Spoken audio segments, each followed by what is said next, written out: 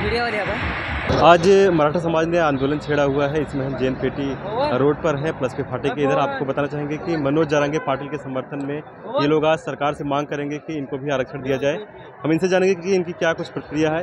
काका, काय सांगाल, तुमची काय प्रक्रिया आहे आणि कशा प्रकार तुम्हाला त्रास होता आहे आणि जे आरक्षणाचा मुद्दा आहे कशा प्रकार तुम्ही बघता? आरक्षणाचा त्रास काही नाही, इथं रस्त्यानं भरपूर व्यवस्था आहे, पण सरकारनं लवकरात लवकर आम्हाला आरक्षण द्यावं, सरकारनं विटीस धरून आणि सर्व मराठ्यांना लवकरात लवकर न्याय द्यावा, हीच आमची भावना आहे। आरक्षण घेतल्याशिवाय आम्ही मुंबईतून हलणार नाही। जर सरकारने तुमची मागणी नाही केली तर तुमच्या पुढचे कदम काय होणार? उपोषण जरांगे पाटलाच्या मागे आम्ही आहेतच। कुठून आला तुम्ही आता? आम्ही परभणी जिल्हा शेलू। आप देख सकते हैं कि महाराष्ट्र के हर कोने कोने से मराठा समाज यहाँ पर आया। काय तुमची मागणी आहे आणि कुठून आला तुम्ही आणि काय कशा प्रकारे बघता? रवळगाव सेलू तालुका जिल्हा परभणीतून आलेलो आहेत। आमची एकच मागणी आहे की आमचा समाज मुळात गरीब समाज आहे। त्या समाजाला कोणत्याही सवलती नाहीत। त्या समाजाचे मुलं शिकूनसुद्धा त्यांना नोकरी मिळत नाही। त्यामुळे की मराठ्याला आरक्षण देणं ह्या शासनाचं कर्तव्य आणि हा नामर्द सरकार आम्हा मराठ्यांना का असं करतो हे आम्हा मराठ्याला कळणं, पण आमचे मराठी काय आहेत त्यांना आता तरी समजून घ्या, नसता पुढे अवघड जाईल।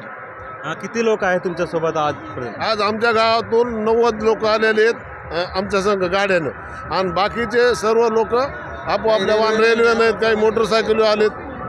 आप देख सकते हैं कि पैदल रेलवे सभी वाहनों का करके आ रहे हैं मराठा। तुमची काय मागणी आहे? आज तुम्ही इथे आहेत?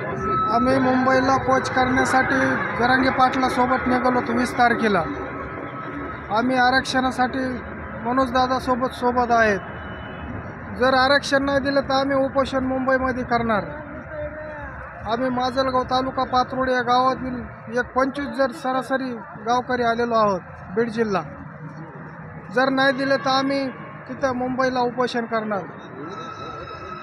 सर, आम्ही इतके आमचे आमदार खासदार असून आम्हाला आरक्षण भेटत नाही, याचं काय कारण आहे?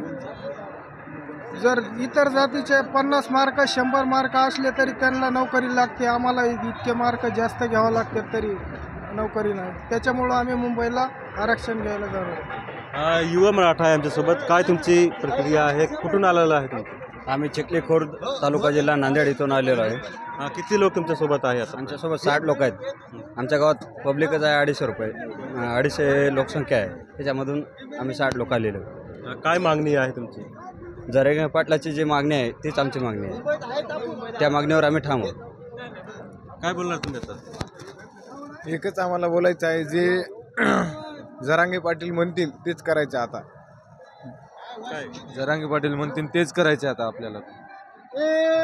काय तुमची मराठा या ठिकाणी मराठा समाजाला सरसकट कुणबी आरक्षण, कुणबी प्रमाणपत्र भेटलेच पाहिजे।